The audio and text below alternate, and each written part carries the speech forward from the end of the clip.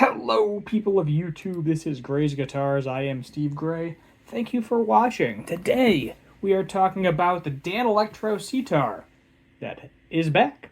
So, what the heck's that one song by the Rolling Stones? Na na na na na na na. I want to. I think it's just called Black, isn't it? I want to paint it black. Yeah. So think of that song, 60s, 70s. Pretty cool.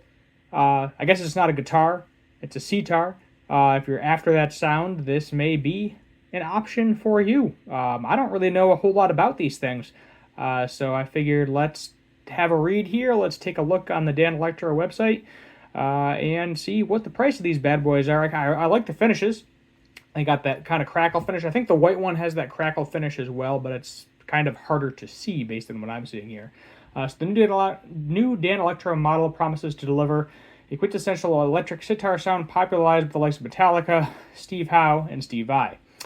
So it looks like it has some modern upgrades too, based on the title.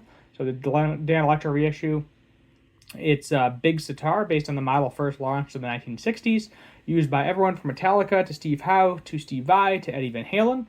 Danelectro electric sitar plays homage to the sitar, the traditional South Asian instrument used in Hindustani classic music, sorry if I'm mispronouncing that.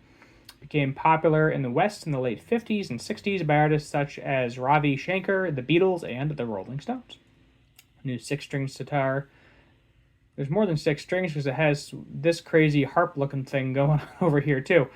So the new 6-string Danelectro big sitar comes in white, red, or black crackle finishes and retains the sitar's 13 sympathetic strings. Okay, so I guess, yeah, like an additional 13 strings, possibly. It also has an angular body design with a leg recess, which makes it easier to perform in a sitting position.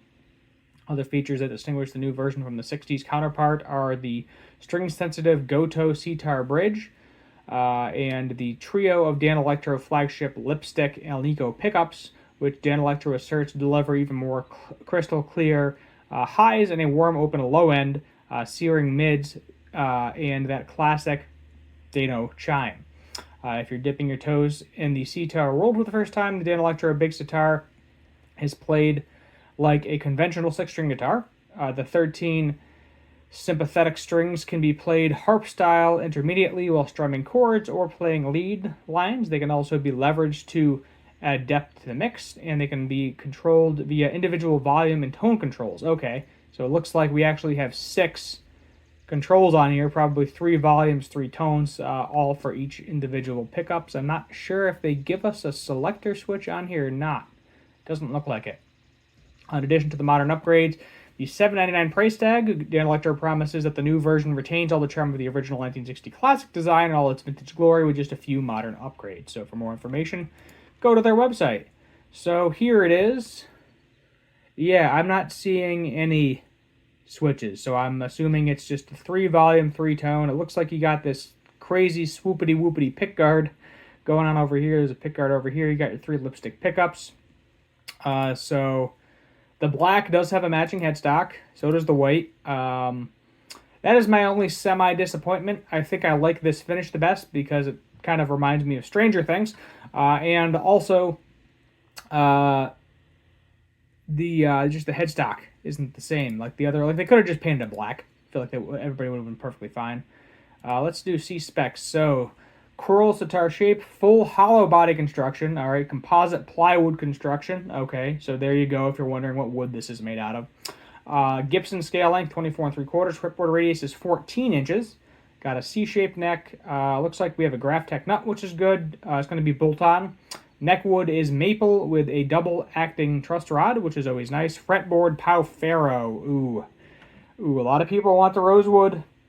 See that? A lot of complaints about not having a rosewood fretboard on a lot of the high-end Epiphone models lately. And Pau Ferro is nice. I've played Pau Ferro before. I think I have. Do I have a guitar with Pau Ferro currently?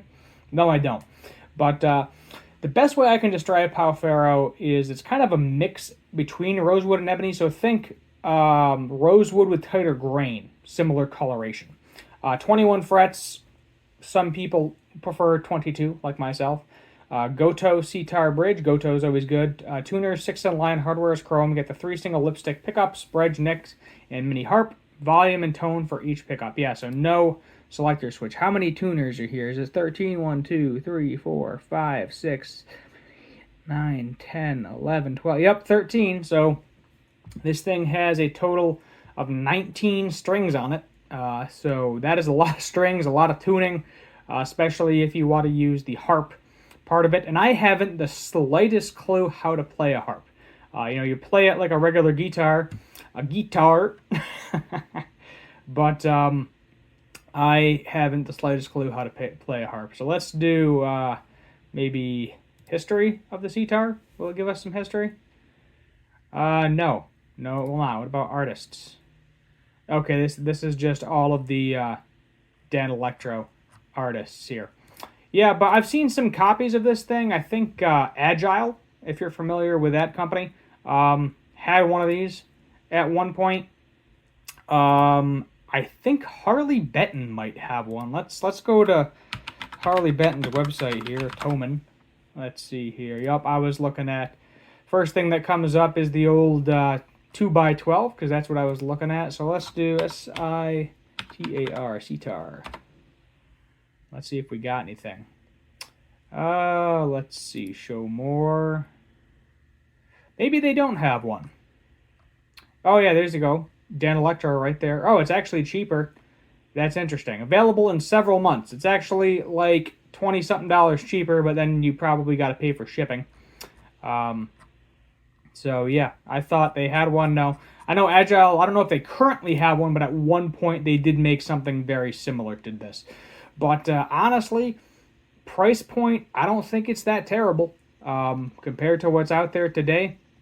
Let's see, let's do CL guitars, because I'm actually curious what they got here. How much is the old 59 going for? Let's see if I can find the 59 in here somewhere. 59 Divine, 59 right there. How much is one of these going for? Yeah, so I'm comparing it to what else they have. Let's see specs. Let's see here. Oh, sorry, clicking on the acoustic version. Let's see, short in shape. This is 25-inch scale. I think interesting. Let's see, does it tell me what wood it's made out of? No. I know a lot of the Danelectro guitars, they like to do the whole plywood thing. This is hollow, so, I mean, technically you could call it like a Gibson ES 335 a plywood guitar, because it is. It's pressed. It's a maple, poplar, maple sandwich. I think Epiphone doesn't do the poplar, but it's very thin sheets of wood, so, pressing a bunch of different woods together, that is literally the definition of plywood. So spending $800 for a plywood guitar, not the end of the world. I'm sure the finish is pretty solid on these things. Trying to find a 1960s one. I don't even know how much that would go for. 1960s Dan L-E. Yep, helps if I can spell Electro S-I Sitar. Let's see if I can actually find like an actual vintage one.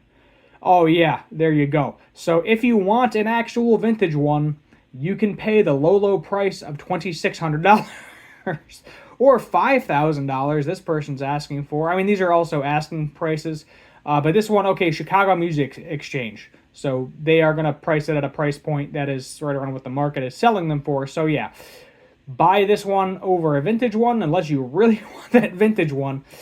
Save yourself $1,200. Yeah, I think that's really all I have to say about this. I think this thing is cool. If I happen to run across one locally, definitely got to pick it up and try it, because you got to try this thing. I know it's kind of like, oh, it's a one-trick pony. It's only good for a certain couple of songs. But if you're into, kind of that Hindu-style Asian music, this might be something you want too, because, you may have been pawning after one of these or looking for an original one forever. Can't afford the thing because it's almost $3,000, but now it's $800, so you can definitely do that. So it doesn't surprise me that this popped up. Maybe we'll get lucky and see an artist, some sort of popular artist, pick this thing up for a little bit. The demo that they have, he has reverb on the entire time. I actually do not like their demo, so I'm hoping we can get a different demo of this without the reverb cranked all the way or delay. He's got some sort of effect on with it, and I just don't like it. It's not kind of giving you like the singular crisp notes. It's playing it, and I'm not a fan of the demo. I'd rather get this in my own hands and try it out. But as I said, for $800, I can't say you'd go wrong with spending your money on it. What are these things going to go for in the used market? That is a good question. Because, I mean, obviously there's probably a decent amount of people that want them, but don't want to spend $3,000 on them, but have no issue spending, $800 on one of these things. I can definitely see that. So, will it be around forever? Highly doubt it, but probably you'll be able to get this for the next couple of years at the very least. Let me know what your thoughts are in the comments down below. While you're down there, subscribe, notification bell, like, share, all that fun stuff. And as always, have a good one.